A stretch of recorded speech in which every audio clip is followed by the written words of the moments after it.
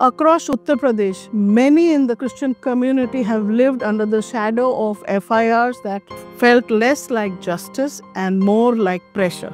Accusations of mass conversion, multiple cases, copy pasting, and strangers stepping in to police faith and prayer. The Supreme Court has now drawn a line and said criminal law cannot become a tool of harassment and courts must shut down such abuse when they see it. Take the Fatehpur cases. 6 FIRs were filed around an alleged April 14, 2025 event.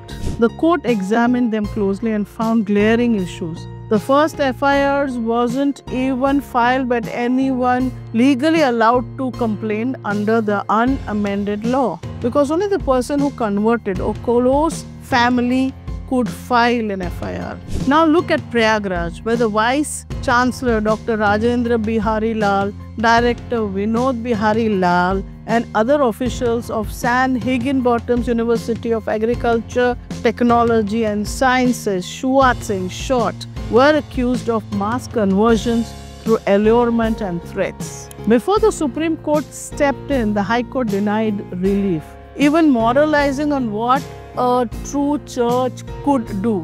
The Supreme Court has said that is not how law works. Organizing religious gathering or doing charity in the name of religion is not a crime by itself. Receiving foreign aid isn't automatically wrongdoing. Faith, prayer, charity, these are not criminal acts. In many cases, the VHP and Bajrang Dal who have been filing these cases. The Supreme Court pulled up the High Court, saying when there's clear abuse, courts are not just empowered, they are obligated to stop it. Because continuing prosecution on incredulous material isn't justice, it's a travesty.